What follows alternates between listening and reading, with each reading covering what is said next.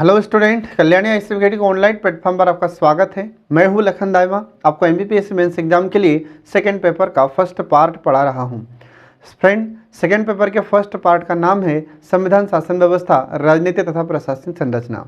Friend, अपने आपको पिछली क्लास में राज्य के नीति निर्देशक तत्वों के बारे में पढ़ाया था और उसका कुछ पार्ट बच गया था जिसको आज हम आपको पूरा कराने वाले हैं।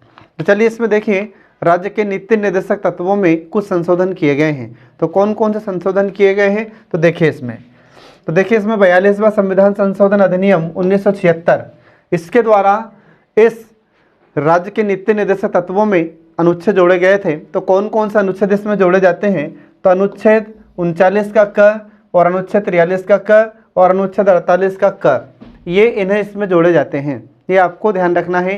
तो एग्जाम में आपसे क्वेश्चन पूछ सकता है कि राज्य के नीति निर्देशक तत्वों में कौन कौन से अनुच्छेद जोड़े गए थे 42वें संविधान संशोधन के तहत। तो इन अनुच्छेद का नंबर आपको याद रखना होगा।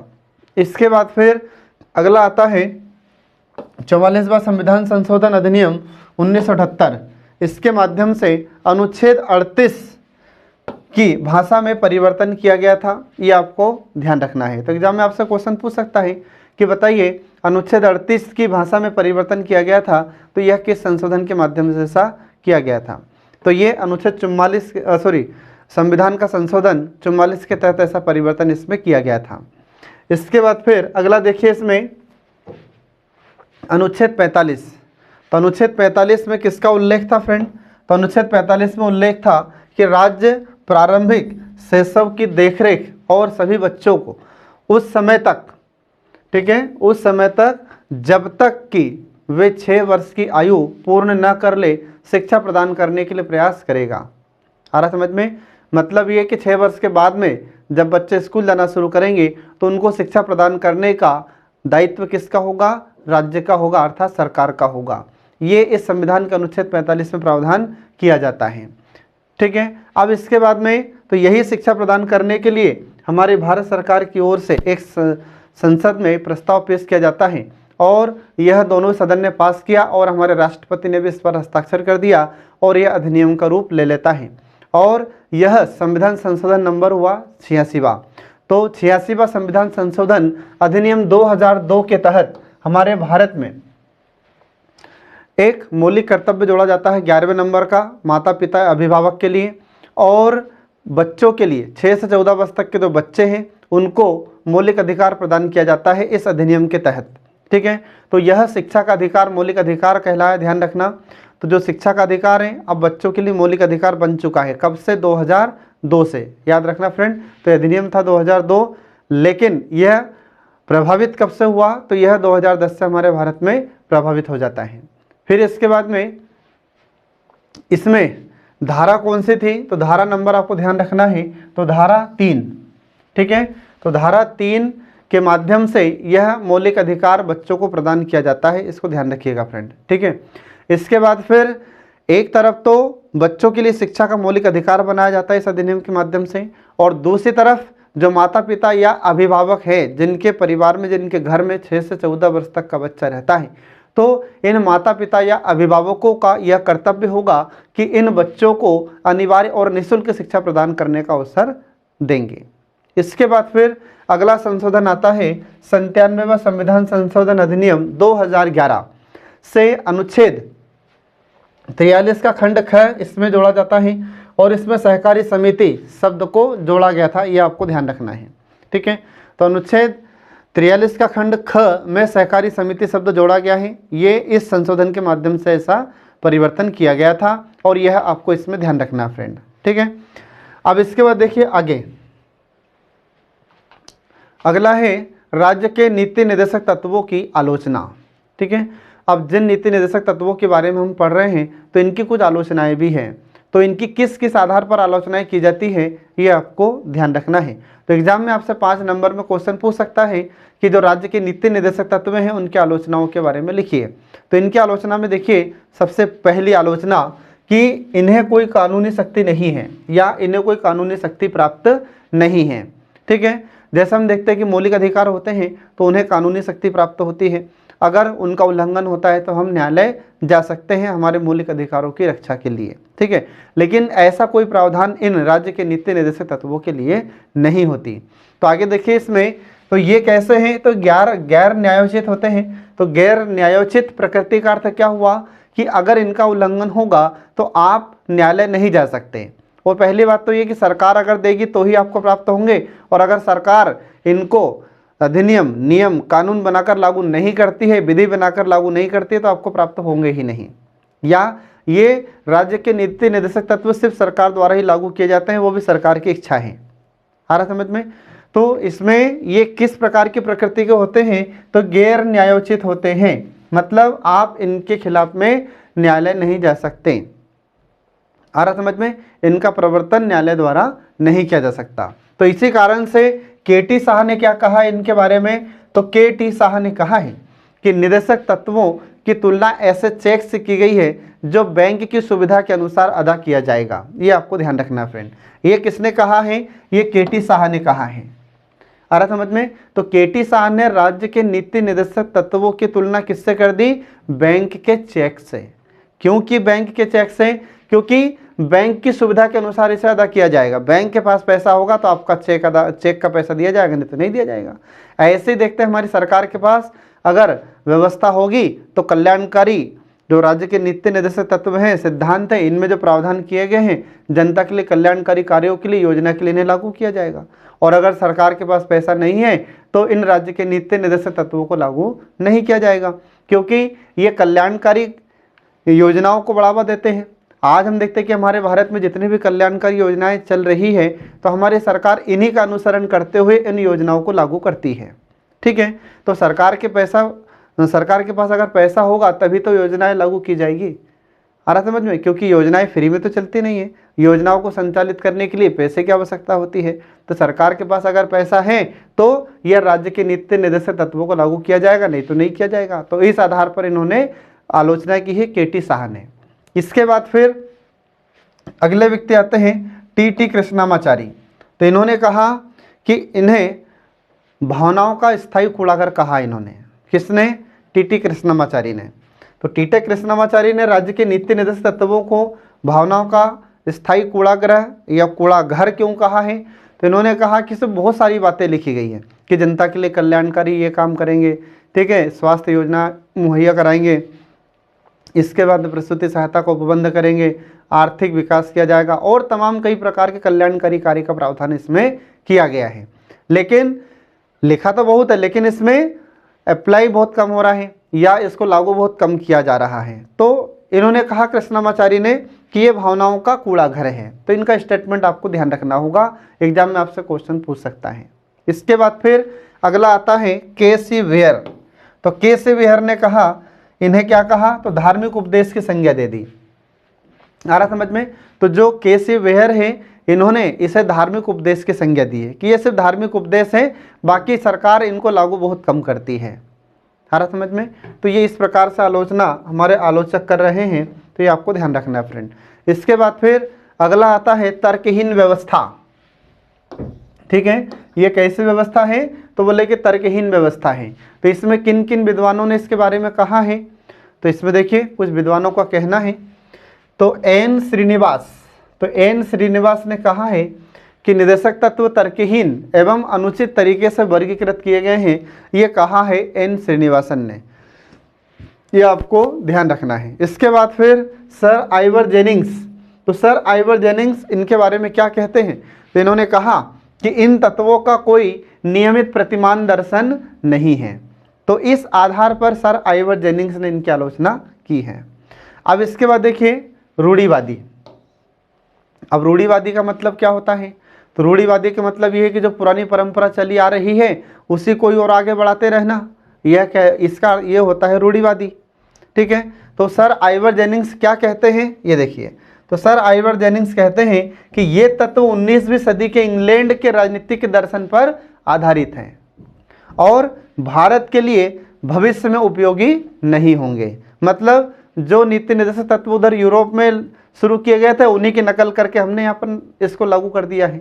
हमने हमारी तरफ से अब कोई भी सोच समझकर नीति निर्देशक तत्वों को नहीं लिखा है। यह हमारे भारतीय संविधान निर्माताओं के दिमाग की उपज नहीं है, ये तो विदेशों की नकल करके ने यहाँ पर लागू कर दिया है। तो इसलिए सर आइवर जेनिंग्स ने रूढ़िवादी भी कहा है इन राज्य के नीति निर्देशक तत्वों को।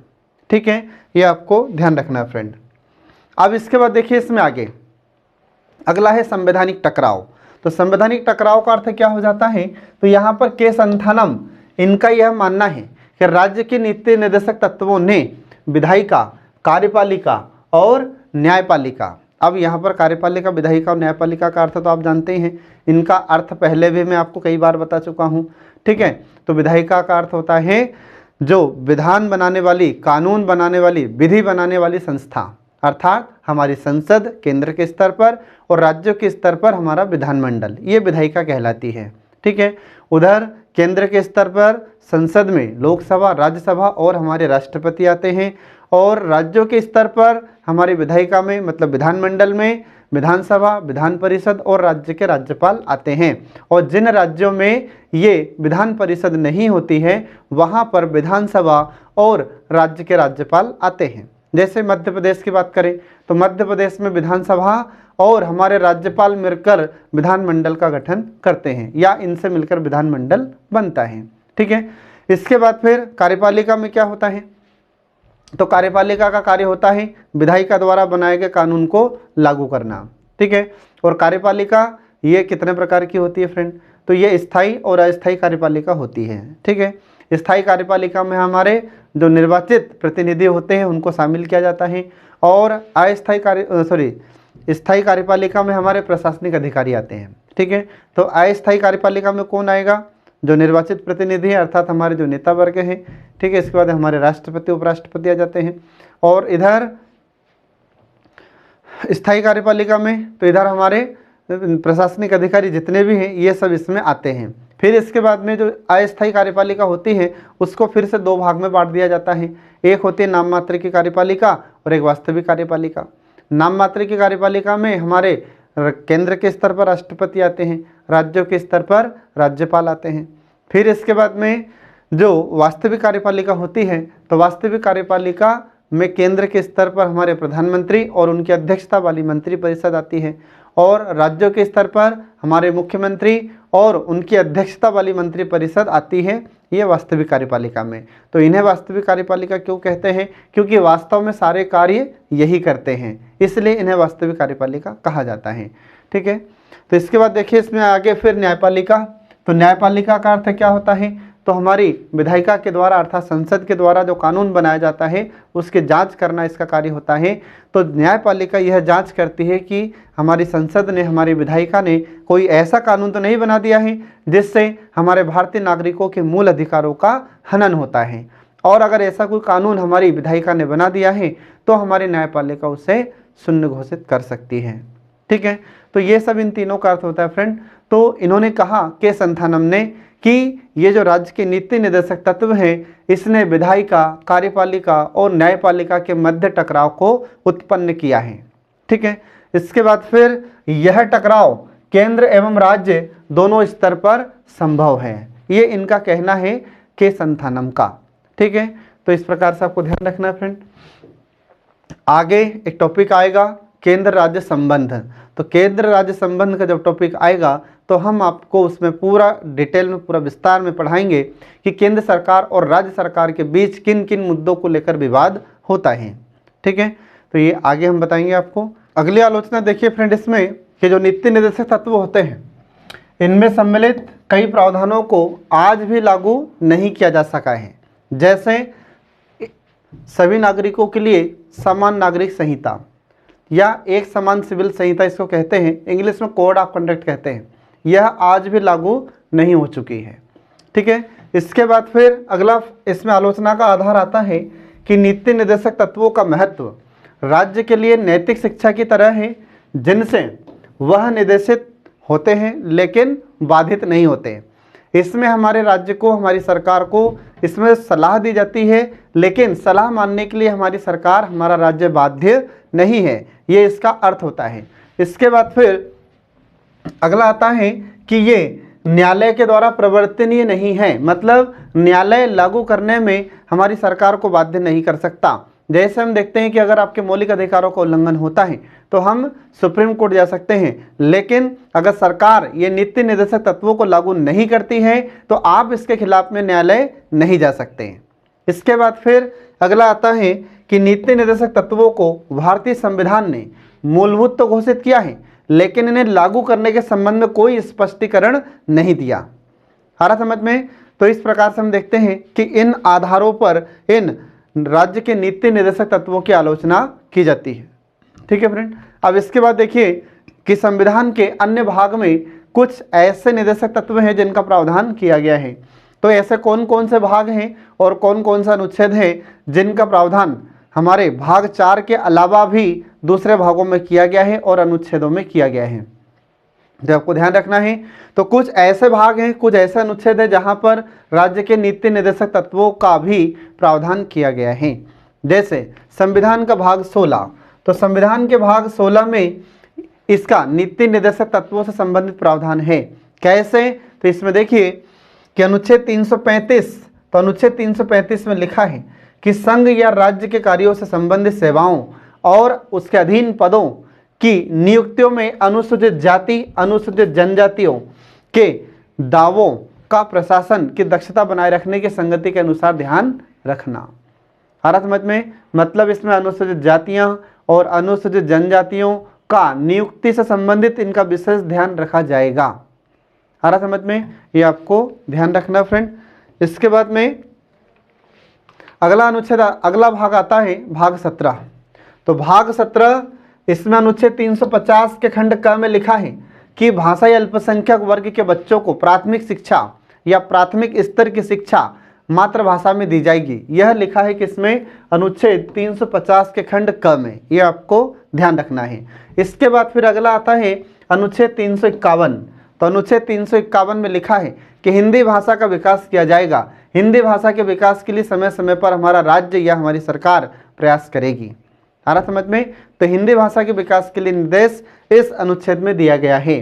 तो यह भी हमारे राज्य के नीति निर्देशक तत्वों की तरह ही है और हमारी सरकार को समय समय पर इनसे सलाह प्राप्त होती रहती है।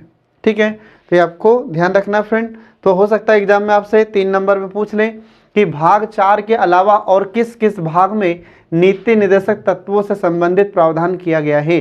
तो ये आपको ध्यान रखना है जो हमने अभी आपको बताया है। ठीक है, अब इसके बाद देखिए इसमें आगे, तो मूल अधिकार और राज्य के नीति निर्देशक तत्वों में टकराव होता है। तो इसमें टकराव किस कारण से होता है? तो ये कुछ टकराव के आधार हैं जो हम आपको बताने वाले हैं। ठीक है, तो समय समय पर हमने देखा है कि मूल अधिकारों में और राज्य के नीति निर्देशक तत्वों में टकराव हुआ है, इनमें विवाद उत्पन्न हुआ है, परंतु फिर भी इनमें संतुलन बना रहे इसके लिए समय समय पर हमारे माननीय सर्वोच्च न्यायालय के द्वारा इसमें डिसीजन दिए गए हैं, इसमें निर्णय दिए गए हैं। तो देखिए इसमें कहाँ कहाँ पर कौन कौन से ऐसे अनुच्छेद हैं जिसके चलते विवाद की स्थिति उत्पन्न होती है। तो यहाँ पर देखिए पहला पॉइंट, तो पहला पॉइंट है इसमें अनुच्छेद 32। तो अनुच्छेद 32 के तहत मूल अधिकार न्यायालय द्वारा प्रवर्तनीय बनाए गए हैं, मतलब न्यायालय के द्वारा इन्हें लागू करवाया जा सकता है। ठीक है, और अगर मौलिक अधिकारों को उल्लंघन होता है तो उस समय हमारे सुप्रीम कोर्ट के द्वारा सुनवाई की जाती है अनुच्छेद 32 के तहत, और अनुच्छेद 226 के तहत सुनवाई हमारे उच्च न्यायालय में होती है। क्या ऐसी व्यवस्था हमारे नीति निर्देशक तत्वों के लिए है? नहीं है। ठीक है, इसके बाद फिर अगला आता है अनुच्छेद 37। तो अनुच्छेद 37 के अनुसार राज्य के नीति निर्देशक तत्व ये अप्रवर्तनीय होते हैं, मतलब हम इनके खिलाफ में न्यायालय नहीं जा सकते। सरकार की इच्छा होगी तो राज्य के नीति निर्देशक तत्वों को लागू करेगी, अर्थात नहीं करेगी। ठीक है, तो यह सरकार की इच्छा पर निर्भर है। ठीक है, तो ये न्यायालय में अप्रवर्तनीय होते हैं कौन से? राज्य के नीति निर्देशक तत्व। तो इस आधार पर अपन देखते हैं कि दोनों में टकराव होती है। फिर इसके बाद में एक मामला आया था सुप्रीम कोर्ट के पास 1951 में। तो कौन सा मामला आया था? तो वह मामला का नाम था 1951 का चंपकम दोराइजन बनाम मद्रास राज्य केस, यह मुकदमा। तो इस समय हमारे न्यायालय, सर्वोच्च न्यायालय का झुकाव भी मूल अधिकारों की ओर ही रहा था। आ रहा समझ में? ये आपको ध्यान रखना है। तो एग्जाम में आपसे पूछ सकता है 5 नंबर में कि मूल अधिकार और राज्य के नीति निर्देशक तत्वों के बीच में जो टकराव होता है उसके बारे में लिखिए। ठीक है, तो आपको ये ध्यान रखना होगा। अब इसके बाद देखिए आगे, तो अगला पॉइंट इसमें ध्यान रखना है कि केरल शिक्षा विधेयक 1959 के वाद में, वाद का मतलब केस, मुकदमा, ठीक है, में न्यायालय ने दोनों महत्व बताए, दोनों के महत्व को बनाए रखने के लिए समन्वयकारी निर्वाचन का सिद्धांत दिया था। तो उस समय हमारे न्यायालय ने कहा कि दोनों के बीच में समन्वय बना रहे, दोनों के बीच में विवाद की स्थिति उत्पन्न न हो, तो इससे संबंधित निर्णय हमारे न्यायालय ने दिया था इस मामले में। तो इस मामले का नाम भी आपको ध्यान रखना है। इसके बाद फिर अगला आता है कि संसद ने 25वां संविधान संशोधन अधिनियम 1971 बनाया, गठित, इसको पारित करवाया संसद में। इसके बाद फिर इसमें क्या प्रावधान किया जाता है, तो इसमें अनुच्छेद 31 ग या अनुच्छेद 31 का खंड ग इसमें जोड़ा जाता है। और 31 ग में प्रावधान किया गया कि संसद द्वारा कोई विधि अगर बनाई जाती है तो अनुच्छेद 39 का खंड ख और अनुच्छेद 39 का खंड ग में उल्लिखित नीति निर्देशक तत्वों को प्राप्त करने हेतु अगर कोई विधि हमारी सरकार बनाती है, ठीक है, तो उसे विधि, उस कानून को, उस विधि को, उस अधिनियम को शून्य नहीं माना जाएगा। ये इस अधिनियम में प्रावधान किया जाता है। ठीक है, ये आपको ध्यान रखना फ्रेंड। अब इसके बाद देखिए इसमें अगला, तो अगला मामला आता है केशवानंद भारती बनाम केरल राज्य का।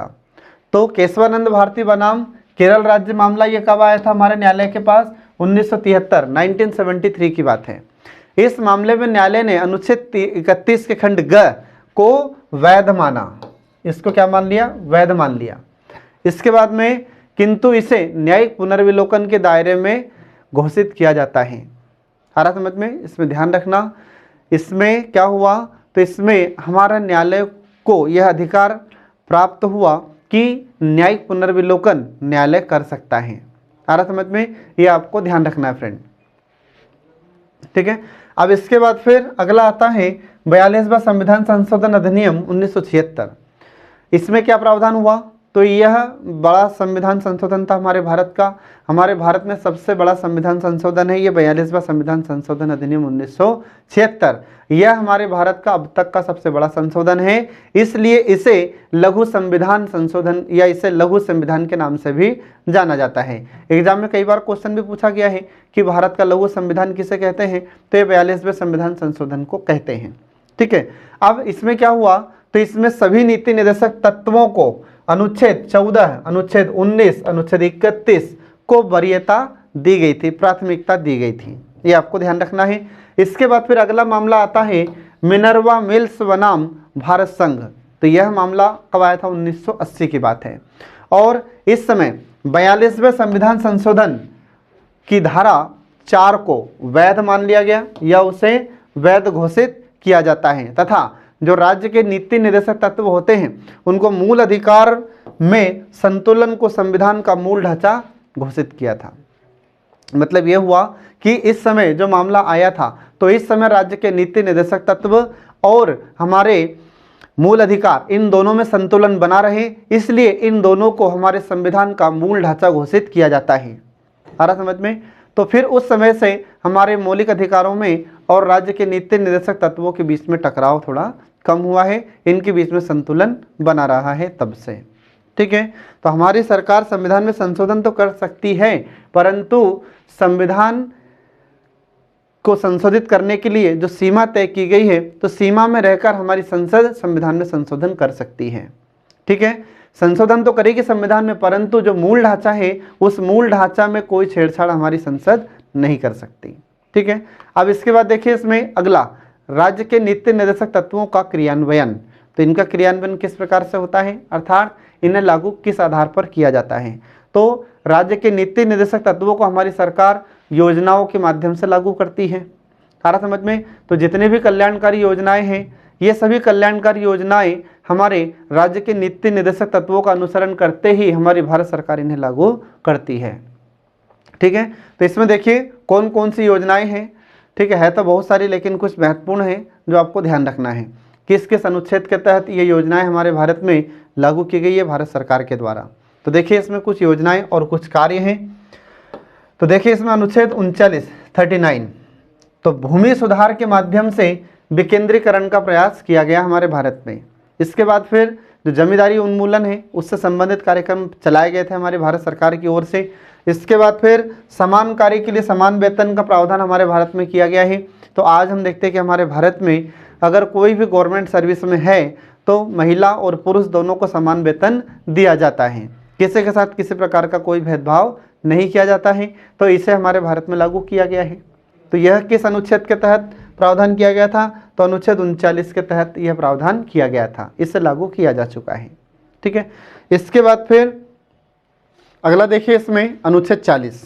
तो अनुच्छेद 40 इसमें क्या प्रावधान किया गया फ्रेंड? तो इसमें ग्राम पंचायतों के गठन से संबंधित प्रावधान किया गया था और इसी अनुच्छेद का अनुसरण करते हुए हमारे भारत में 73वां और 74वां संविधान संशोधन अधिनियम पारित किया जाता है और यह स्थानीय निकायों से संबंधित है, दोनों संविधान संशोधन। ठीक है, जो 73वां संविधान संशोधन है यह पंचायतों से संबंधित है और जो 74वां संविधान संशोधन है यह हमारे नगरीय निकायों से संबंधित है।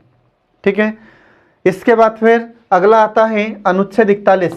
तो इसमें है औद्योगिक विवाद अधिनियम के बारे में। तो यह औद्योगिक विवाद अधिनियम बनाकर लागू किया गया है, इसे पारित करके भारत में लागू किया गया है। इसके बाद फिर न्यूनतम मजदूरी अधिनियम हमारे भारत में संसद के द्वारा बनाकर इसे लागू किया गया है, पारित करके इसे लागू किया गया है। फिर इसके बाद में मनरेगा योजना यह हमारे भारत में लागू की गई है। तो इसमें कम से कम 100 दिन का रोजगार हमारे गरीब वर्ग के लोगों को प्रदान किया जाता है। ठीक है, इसके बाद में दिव्यांगजनों हेतु आरक्षण का प्रावधान, तो यह हमारी भारत सरकार की ओर से किया गया है। इसके बाद में वृद्धों के लिए वृद्धा पेंशन योजना हमारे भारत में शुरू की गई है। इसके बाद में मातृत्व सुरक्षा योजना शुरू की गई है। तो ये सब अनुच्छेद 41 का ही अनुसरण करते हुए इन योजनाओं और अधिनियम को लागू किया गया है हमारे भारत में। ठीक है, इसके बाद फिर अगला अनुच्छेद आता है 45। तो आर्टिकल 45 इसमें 86वें संविधान संशोधन अधिनियम 2002 के तहत हमारे भारत में जो 6 से 14 वर्ष तक के बच्चे हैं उन्हें अनिवार्य और निःशुल्क शिक्षा प्रदान की जा रही है और यह बच्चों का शिक्षा का मौलिक अधिकार बन चुका है और जो माता पिता या अभिभावक हैं उनके लिए कर्तव्य बनाया जा चुका है। ठीक है, तो ये आपको इसमें ध्यान रखना है। तो ये अनुच्छेद 45 में से प्रावधान था। ठीक है, और इसी अनुच्छेद 45 का अनुसरण करते हुए हमारे भारतीय संविधान के अनुच्छेद 21 में एक और अनुच्छेद जोड़ा गया है, 21 का खंड अ या ए या क, और इसी के तहत हम देखते हैं कि हमारे भारत में जो 6 से 14 वर्ष तक के बच्चे हैं इन्हें अनिवार्य और निःशुल्क शिक्षा प्रदान की जा रही है। ठीक है, इसके बाद फिर अगला आता है अनुच्छेद 46। अब अनुच्छेद 46 इसमें क्या प्रावधान है? तो इसमें अनुसूचित जाति और अनुसूचित जनजाति के लिए शिक्षा में छूट दी गई है और जो लोक नियोजन है उसमें उन्हें कुछ छूट दी गई है। ठीक है, इसके बाद फिर अगला अनुच्छेद आता है अनुच्छेद 48 का खंड क। इसमें बाघ परियोजना, हाथी परियोजना और वन्य जीवों के संरक्षण के लिए तमाम योजनाएं चलाई जा रही हैं। ठीक है, इसके बाद फिर अगला क्वेश्चन अगला आता है इसमें अनुच्छेद 49 या अनुच्छेद 49। तो इसमें अधिनियम 1972 में बनाया जाता है। इसके बाद में राष्ट्रीय वन नीति 1988 बनाई जाती है। इसके बाद में राष्ट्रीय महत्व के स्मारकों के संरक्षण हेतु या पर्यटन को बढ़ावा देने के लिए विभिन्न योजनाएं इसमें बनाई गई है और बहुत सारी योजनाएं सरकार के द्वारा गठित कर इसे लागू भी किया गया है। ठीक है, इसके बाद में अगला आता है अनुच्छेद 51। तो अनुच्छेद 51 में पंचशील समझौता, गुट निरपेक्ष आंदोलन, इनकी स्थापना आदि हमारे भारत में की गई है और विश्व के स्तर पर हमारी भारत सरकार, ठीक है, या हमारा देश शांति व्यवस्था बनाए रखने में सहयोग दे रहा है। ठीक है, तो इस प्रकार से हम देखते हैं कि यहाँ पर जो अनुच्छेद हमारे संविधान में दिए हुए हैं भाग 4 में, तो इनका धीरे धीरे क्रियान्वयन हमारी भारत सरकार कर रही है। ठीक है, तो जैसे जैसे हमारी सरकार के पास व्यवस्था मजबूत होती जा रही है वैसे वैसे इन्हें हमारी भारत सरकार भी लागू कर रही है। ठीक है, इसके बाद फिर अब देखिए फ्रेंड, इसमें और भी कुछ अधिनियम बनाए गए हैं, कुछ योजनाएं बनाई गई है, जैसे बंधुआ मजदूर पुनर्वास योजना। तो हमारे भारत में जो गरीब वर्ग होते हैं जब ये लोग मजदूरी करने जाते हैं तो इनसे ज़बरदस्ती कार्य करवाया जाता है, कम पैसे में ज़्यादा समय तक कार्य इनसे करवाया जाता है, जिसको हम कहते हैं बंधुआ मजदूर। तो ऐसे बंधुआ मजदूरों के पुनर्वास के लिए हमारी सरकार की ओर से 2016 में यह योजना शुरू की गई थी। इसके बाद फिर ऐसे ही बाल श्रम संशोधन अधिनियम 2016 यह गठित बनाया गया है या पारित किया गया हमारी संसद के द्वारा। और इस अधिनियम के माध्यम से हमारे भारत में जो बच्चे हैं, ठीक है, जो उद्योग में लगे हुए हैं या और अन्य कार्य में संलिप्त हैं, तो इन्हें उनसे मुक्त कराना है, ठीक है। तो इसके में हम देखते हैं कि जुलाई 2016 में राष्ट्रपति के द्वारा या राष्ट्रपति ने बाल श्रम निषेध अधिनियम पर हस्ताक्षर किए, इस पर सहमति व्यक्त की और यह हमारे भारत में लागू हुआ। तो जो बच्चे जिस उम्र में उन्हें पढ़ना चाहिए वह कार्य क्षेत्र में लगे हुए, काम करने में लगे हुए, जिससे उनका जीवन खराब होने की संभावना है, तो ऐसे बच्चों को बाल श्रम से मुक्त कराना है।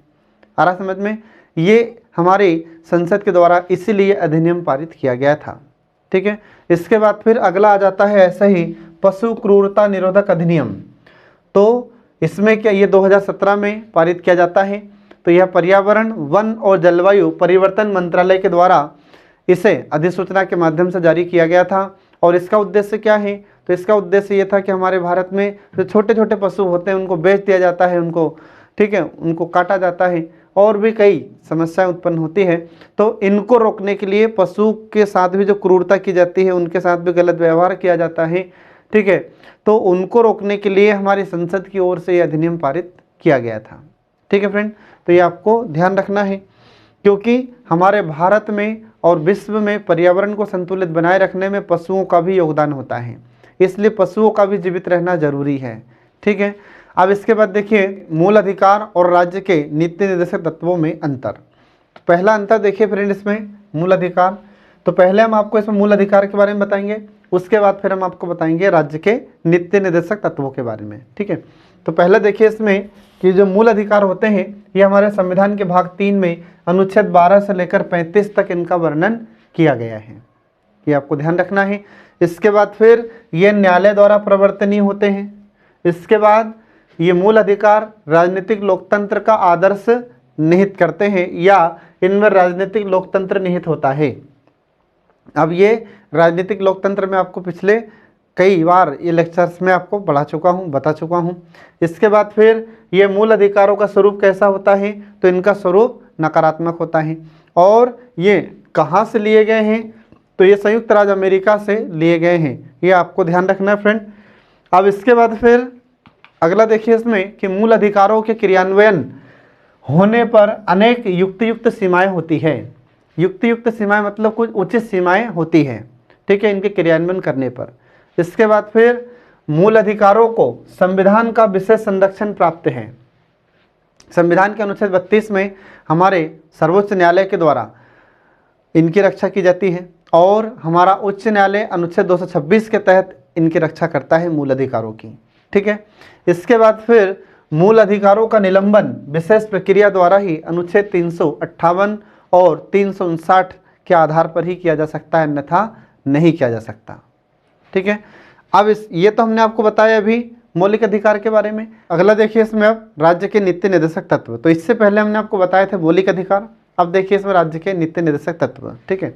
तो राज्य के नीति निर्देशक तत्व ये संविधान के भाग 4 में अनुच्छेद 36 से लेकर 51 तक इनका प्रावधान किया गया है। फिर इसके बाद में दूसरा है कि यह राज्य को सौंपे गए दायित्व हैं जिसके माध्यम से राज्य सुशासन की स्थापना करती है और लोक कल्याण सुनिश्चित कर सके। आ रहा समझ में? ये आपको ध्यान रखना है फ्रेंड। इसके बाद फिर जो राज्य के नीति निर्देशक तत्व होते हैं ये अप्रवर्तनीय होते हैं, मतलब इन्हें न्यायालय को उत्तरदायित्व नहीं सौंपा गया है इन्हें लागू करने के लिए। इसके बाद फिर अगला आ जाता है कि यह हमने कहाँ से लिए हैं? तो ये हमने आयरलैंड से लिए हैं, ये आपको ध्यान रखना है।